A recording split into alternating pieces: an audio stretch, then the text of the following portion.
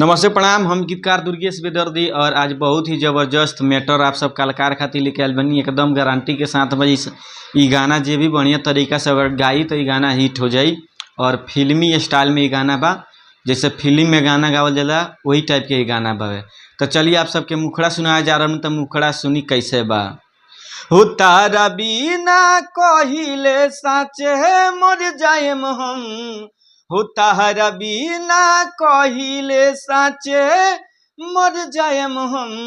कब जईबू न दूर रानी खातू कसम, कब जईबू न दूर रानी खातू कसम। वादा कर तारू त हो, वादा कहर तारू त निभैबू सनम।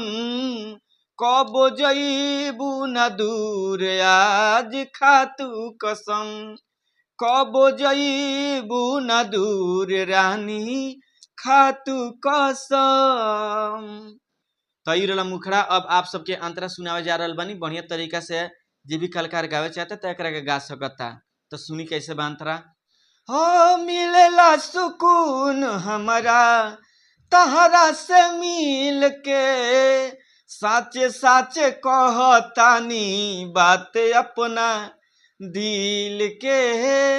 हो मिलेला सुकून हमरा तहरा से मिल के, साचे साचे कहतानी बात अपना दिल के। ना रोवई हो तू हमके हो, ना रोवई हो तू हमके जानी दीह जखम।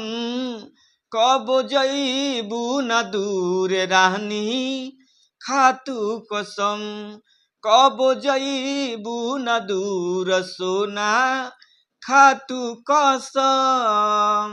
तो ई रहला अंतरा। और लास्ट अंतरा खातिर हम हर वीडियो में बतावनी भैया कि जे भी कलाकार गावे चाहत ये गाना के, जेकरा अच्छा लगे उ हमारा नंबर पर फोन कर सकता कि भैया ये हमारा गाना अच्छा बा, तो हम लिख के व्हाट्सएप के माध्यम से भेज देम, आराम से आप गा सकतानी।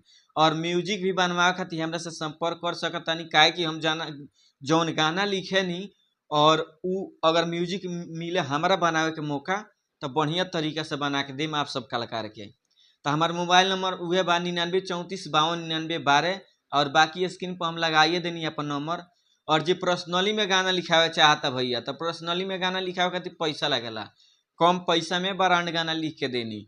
और जे गाना रिकॉर्डिंग करावे चाहता तो हमारे खुद के अपन स्टूडियो बा, बालाजी रिकॉर्डिंग स्टूडियो, जादवपुर बाजार, गोपालगंज बिहार में हमारा स्टूडियो बा।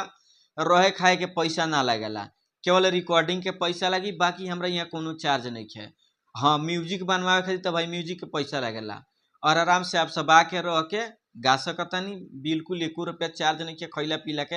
और नया कलाकार खातिर सुनहरा अवसर बा एकदम, सब स्टूडियो से कम पैसा हमरा यहाँ लियाला।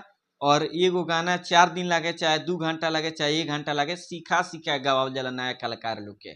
तो एकदम आप सब आई और हमरा से जुड़ी और मिल के सब भाई काम कल जाओ और भोजपुरी के नाम आगे बढ़ावल जाओ। तो चलिए चैनल के सब्सक्राइब करी, लाइक करी, कमेंट करी और दबा के शेयर करी। नमस्ते प्रणाम, हर हर महादेव।